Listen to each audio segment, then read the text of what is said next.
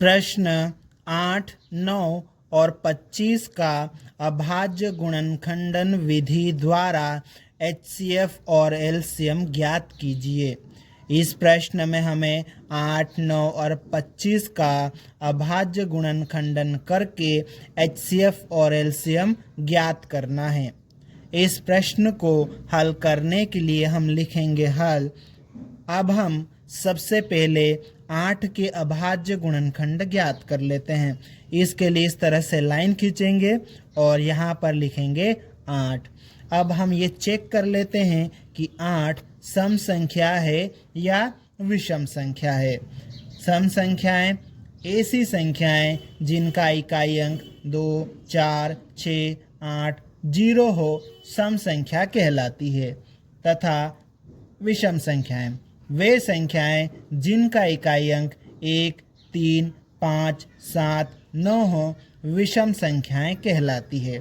अब देखो 8 ये तो खुद एक ही अंक है, तो 8 जो है ना ये सम संख्या है। सम संख्या है तो यहाँ पर हम क्या लिखेंगे, 2 लिखेंगे।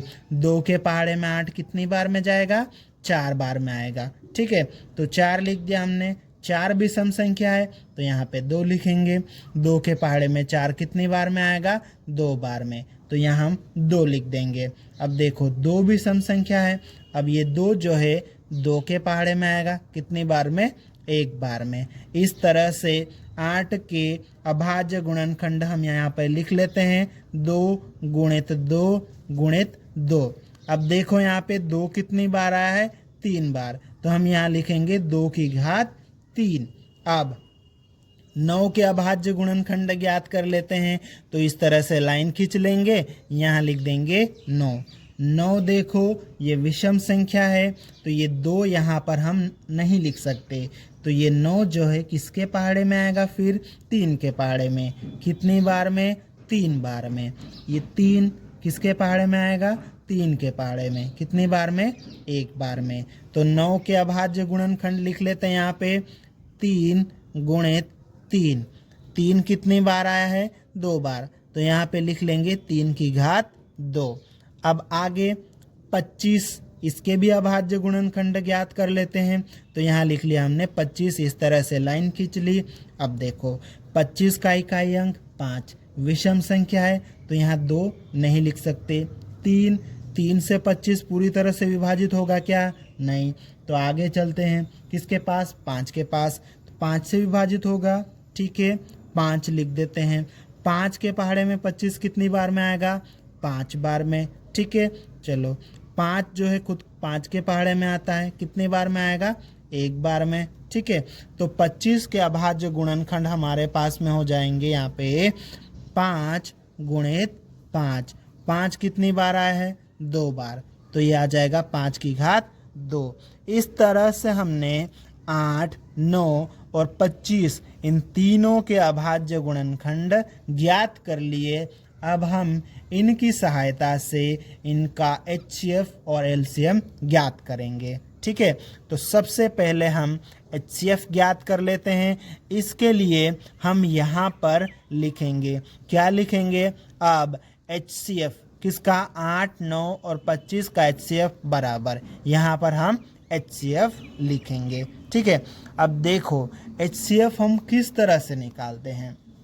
जैसे हमें 8, 9 और 25 का एचसीएफ निकालना है, तो हमें ऐसे इनके अभाज्य गुणनखंड लेना है जो 8, 9 और 25 तीनों के पास में हो, मतलब तीनों में कॉमन हो, तीनों में उभयनिष्ठ हो, जो तीनों के पास में हो, ऐसा अभाज्य गुणनखंड लेना है और उसकी सबसे छोटी घात लेना है। ठीक है, तो यहाँ पर हम देख लेते हैं 8 के पास में क्या है, 2, 9 के पास में क्या है, 3, 5, 25 के पास में क्या है, 5, मतलब इन तीनों के पास में हो ऐसा तो कोई अभाज्य गुणनखंड है ही नहीं। तीनों के पास में कोई एक जैसा मतलब कॉमन अभाज्य गुणनखंड नहीं है। ठीक है, तो इन तीनों के पास में कॉमन नहीं है, मतलब इन तीनों के पास में कॉमन क्या कहलाता है, 1 कहलाता है। ठीक है, इस तरह से इन तीनों का एचसीएफ क्या हो जाएगा, फिर 1 हो जाएगा। ठीक है, इस तरह से 8, 9 और 25 का HCF बराबर कितना हो गया? 1। ठीक है, 1 HCF हो गया। अब हम क्या करेंगे? एलसीएम निकालेंगे। ठीक है, तो एलसीएम निकालने के लिए हम क्या करेंगे? लिखेंगे, क्या लिखेंगे? तथा एलसीएम किसका? 8, 9 और 25 का एलसीएम बराबर, और यहाँ हम एलसीएम निकालेंगे। एलसीएम हम किस तरह से निकालते हैं कि 8, 9, 25 का एलसीएम निकालना है, तो इनमें से हर एक का जो अभाज्य गुणनखंड है, सभी का अभाज्य गुणनखंड लेना है और सभी अभाज्य गुणनखंड लेना है। अगर कोई कॉमन हो तो उसकी सबसे बड़ी घात लेना है। ठीक है, तो क्या क्या अभाज्य गुणनखंड है ये हम यहाँ पर देख लेते हैं। तो देखो, 8 के पास में तो 2 की घात 3 है, 9 के पास में 3 की घात 2, 25 के पास में 5 की घात 2। इनके पास में कुछ कॉमन है ही नहीं, तो जो इनके पास में अलग अलग है वही अभाज्य गुणनखंड ले लेते हैं हम। तो देखो, 8 के पास में क्या है? 2 की घात 3, तो यहाँ पर हम लिख लेंगे 2 की घात 3 गुणित। अब देखो, 8 के पास में तो 2 की घात 3 था, वो ले लिया हमने, 8 का काम कंप्लीट हो गया यहाँ से। अब देखो, 9 के पास में क्या है? 3 की घात 2, तो इसको भी ले लेते हैं यहाँ पर हम। तो यहाँ लिख लेंगे 3 की घात 2 गुणित। अब देखो, 9 के पास में 3 की घात 2 था, इसका भी काम कंप्लीट हो गया, बचा 25। 25 के पास में क्या है? 5 की घात 2, और इसको ले लेंगे तो 25 का भी काम कंप्लीट हो जाएगा, तो 5 की घात 2।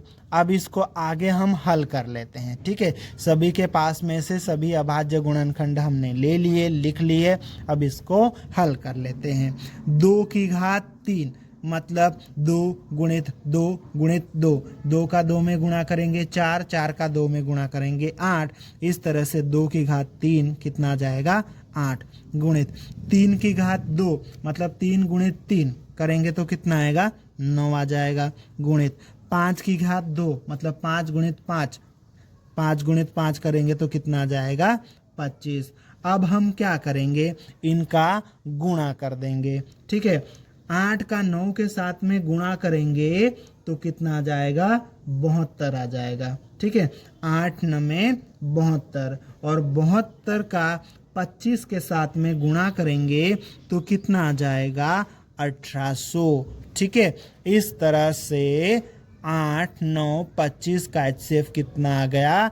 1, और 8, 9 और 25 का LCM बराबर कितना आ गया? 1800। अतः अभिष्ट 8, 9, 25 का HCF बराबर 1 तथा 8, 9, 25 का LCM बराबर 1800 है, और यही हमारा उत्तर है।